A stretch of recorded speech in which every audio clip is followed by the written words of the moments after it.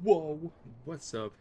OG King Mick here, back doing another Diablo 3 video. Today we're going to be taking a look at the best setup for the Witch Doctor. Uh, I'm going to start off by going over the items that I have, everything in my cube, going over the abilities, going over follower items and follower abilities, whatnot.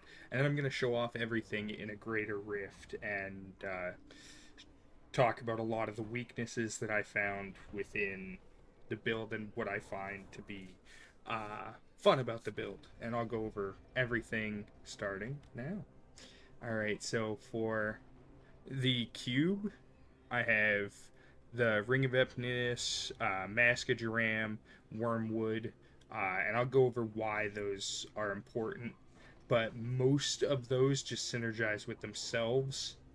Um, so it speaks for itself why I would want those for right now. We have our Sacred Harvester, uh, Shurkirani's Triumph, whatever. Uh, Lakumba's Ornament, the Short Man's Finger. We're using the Helltooth set. Uh, Con- Convention of Elements. Sorry, I'm autistic as shit. Squirt's Necklace, and then the Helltooth set. Um, yeah, and those are all of the items that I'm using. And then as I go over the skills, I'll go over like the synergies that the skills have with the items. Um, so for the skills, we're going to start off by just explaining backwards the Gargantuan. With this, we're able to summon a Gargantuan. We have this, which splits our single Gargantuan into three. And that has their damage increased by a whole shitload. I'm not going to get into the nitty gritty of the damage numbers, whatnot. Just know that everything does a shitload of damage because of everything working together. Uh, but this allows me to have two Gargantuans and three zombie dogs. Thus, with this splitting, my one Gargantuan, it actually gives me six for some reason. It's fucking weird, but it's awesome. So now we have six Gargantuans, all with the ability to go all big and shit because of our sacred ability, or sorry, not sacred, sanctified ability. Um, 1 second. So yeah, um, we talked about our gargantuan. Spirit Walk gets bolstered by our offhand item that allows us to stay in our Spirit Walk form for as long as we attack 3 times or there's an elite enemy within 20 yards of me. So I'm constantly running around at max speed because of the rune that I have equipped to it. Severance, which is badass. I love the movement speed from that. Then we have Soul Harvest, which allows us to have a shit load of armor due to this right here, giving us 60% reduced damage automatically just by having one stack. And then we have a crap load of armor, and it stacks up to 10 times. So we are pretty much unkillable because of Soul Harvest. And then we have Wall of Death, which is insanely strong with our Helltooth set, um, which I'll get into everything as it's like the um, so enemies hit by my gargantuans, my six gargantuans or my zombie dogs, take 3,000% weapon damage over 10 seconds, and then applying that effect so as they attack, it reduces the damage I take by 60%. It's freaking broken. It's stupid. Comboed with my Soul Harvest and the armor that you get from that, you're going to go into the insane numbers in your toughness, like over 100 million to 200 million. It's ridiculous. Um, from there, you have Wall of Death. Anytime you cast Wall of Death, it allows your gargantuans and zombie dogs to do 375% or sorry, not percent times damage. So 300 or 37,500%, sorry. Um, for 15 seconds, these guys will do that much more damage. Comboed with everything that we have in the cube, giving them 300% more if everything's affected by Locust Storm, and then pets dealing 200% increased damage. Fucking insane. Every single pet here is doing. If all of my gargantuans are attacking the same target, it's roughly like 4 or 5 billion damage a second. So it's pretty absurd. And then for gems, we have Bane of the Trapped, Enforcer, Bane of the Stricken, and we'll get back into our abilities. But we have Sacrifice and Piranhas. Piranhas are a good crowd control effect. They're going to help you from getting attacked. Enemies aren't going to be able to get on top of you as well. Uh, the Wall of Death is also a massive uh, crowd controlling effect. It keeps enemies from on being on top of you, being able to even reach you. And then on top of that, with when you're in your Spirit Walk form, enemies don't target you. So you're free to just kind of run around in this form until an elite pack shows up, and then it takes you out of it automatically. But by then, your gargantuans are attacking everything, and you're in a pretty good spot. You shouldn't have to worry about dying for the most part. But now I'll talk about the passive skills. All your damage is increased by 20%. It's just a damage boost. It's pretty decent. You don't really have to worry about your mana costs so much at this point in the game. You're almost always at full mana. This is quintessential to the kit as well, just having the cooldowns as low as possible. 1% of your maximum life and mana. Reduce the cooldowns of all your skills by 1 second when an enemy dies within 20 yards.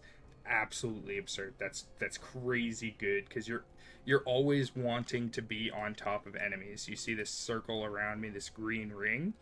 That's gonna always be affecting things with Locust Storm, which increases your pet's damage by 300%. So, like, you're always going to be in range for your passive skill here to work. Dealing 25% more damage to anybody close to you. That's obviously a good pick. And then the extra zombie dog and gargantuans damage plus having the extra zombie dog is dope. That's perfect. But without this sanctified item ability, this is not the best set. So you absolutely need this second ability here. Not the Locust Storm slows enemies by 80%, but you summon 2 gargantuans, 3 zombie dogs periodically, blah, blah, blah, blah, blah. You need that for this build. Because that second part, which I'm about to read, the zombie dog gains the effect of all runes. Enemies hit by sacrifice are immolated, causing them to take 100% more damage from your pets. That is broken.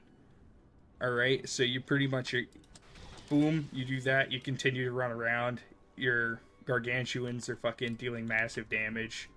You just run through enemies like this, your gargantuans will stop and kill everything, and as you run through, you're just casting more of that. And because you're getting your zombie dogs from the sanctified belt, you always have a supply of zombie dogs.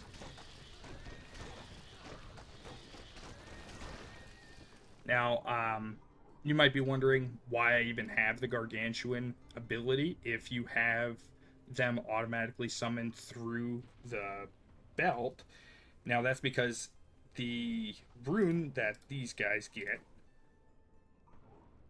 allows them to hit multiple enemies every single strike. So those strikes allow them to clear entire mobs of enemies almost immediately. Without this, they're still good, but it takes them a lot longer to clear mobs. They're still always going to be strong against bosses, but if you're not facing a boss, it's going to take you forever to clear dungeons. Not dungeons, sorry, greater rifts. Fucking playing WoW.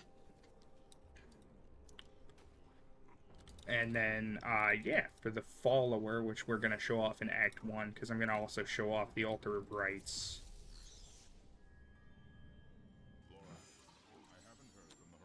The follower has the sage set, and then the next two pieces are, or these three pieces are important. So she has a broken crown for the, um, yeah, obviously for the gems, the jewels. Pylon effects lasting twice as long is super necessary for greater rifts, and then shrine and pylons spawning the enemy champions. 100% necessary for greater rifts. Like, you're always going to need those champions as fast as possible for the progress orbs. And then the Altar of Rites, most necessary ones, I'd say, or most necessary sacrifices, are the Reaper. I'm a slut for having my pets do everything for me, so I like having them pick up the Death's Breath, the common magic rare items. I love it that I don't have to pick that shit up. Um, I'm immune to crowd control, and I have passability, so I can't be CC'd, I can't be slowed, I can't be knocked up, knocked back, anything like that I can't be affected by. And so yeah, that's really important. I have the legendary bonus items from the blood shards, which is super important. Trying to see. No level requirements on items. That's important for just leveling. You're able to increase the level of your blacksmith so you can just have all of your items right away. It's pretty badass. Yeah, that's pretty much it for. Oh, and then doubling the bounty chest is super important for the uh, Ring of Royal Grandeur. But other than that, we are good with the Altar of Rites. I'll show. Yeah, the most important abilities from the Enchantress is the last ability here, Fate's Lapse. I'm trying to see if there's anything else that's like really important for you to have. No, just Fate's Lapse keeps you from dying in these greater rifts. It just gives you one form of a safety net, whereas you don't have your safety net, which would be this. Which actually, if you wanted the safety net, you could probably take out this and swap it for a safety net. I prefer to have the damage. You don't need the safety net. So, but yeah. Anyways, we'll show off a greater rift. I'll do level 85. I shouldn't die. If I die, laugh at me in the comments.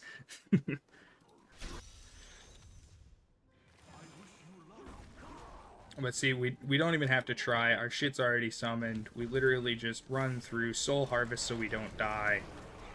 And everything just kind of melts away.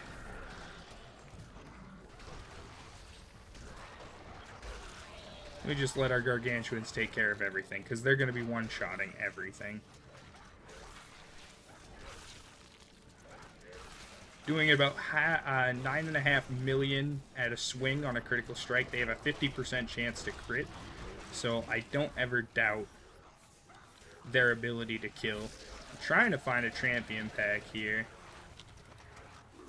Summon the Gargantuans right on top of them. Throw the freaking sacrifice there. Boom. Just like that. You're just going to rinse and repeat for all these greater rifts until you get a high rank.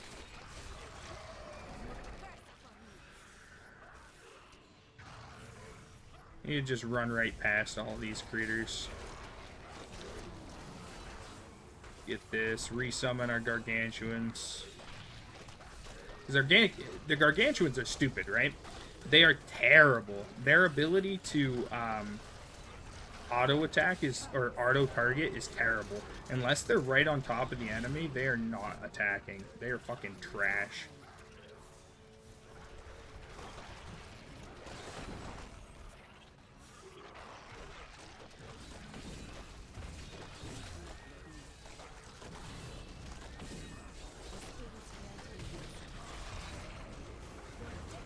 It takes them forever to react to enemies. You could be fighting a squabbler, just some random ass peon, and your Gargantuans stand there and watch you get your ass handed to you. All the while they're laughing their asses off because you just fucking died.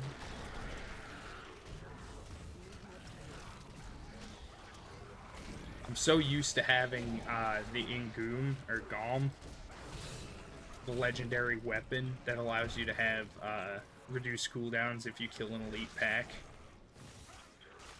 Because it allows you to just infinitely cast your spells. I'm so used to having it. It's weird to have limited cooldowns. We are ripping right through this rift, though. But yeah, the biggest downside to this build, I'd say, is the same as any other AI required character. So, like, your Necromancer, your Druid,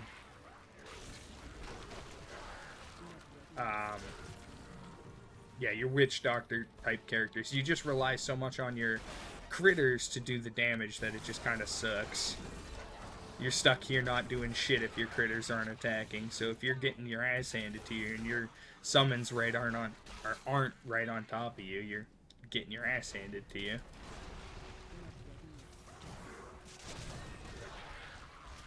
But if you play slow and you let your creatures actually do what they're supposed to do, it takes no time at all, and it's really fun. Watching the Gargantuans, 6 huge-ass Gargantuans beat the shit out of people. Or tiny Gargantuans, if that. Because they're only large for like a few seconds, and then they go right back to tiny. It's adorable.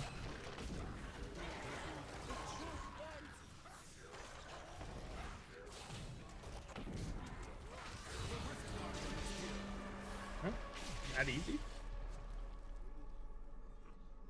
We're so fast, though. And look at how fast we deal with this Rift Guardian. It's just that easy. Oh, we'll pick everything up. Doesn't look like we got anything good.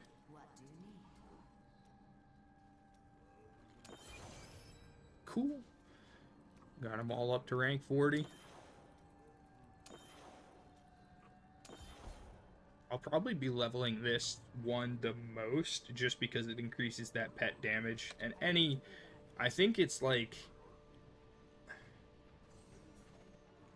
I think all of the damage is just multiplied off of your base damage. So like if I had more crit damage in here, like if I actually had the gem setup that I wanted, I would have a Flawless Royal Emerald in here, and I'd have a Topaz in here. But obviously this build is kind of incomplete, as like these items aren't the best versions of themselves. This build can definitely, it has a lot of room to grow, but I have the foundation of it complete. Like this item being my sanctified item is, in my opinion, the best version of this build. There are other versions of it that have better, like it's not completely necessary to have the slow on Locust Storm or Swarm. It's not necessary. I think it's just an added like salt on top. It's pretty good sweetness, if you will. It's the sugar to my cream. But hell yeah, that is the Witch Doctor season 34. And if you like this video, you know, I hope you enjoyed. And if you did, maybe consider subscribing. It really makes me happy.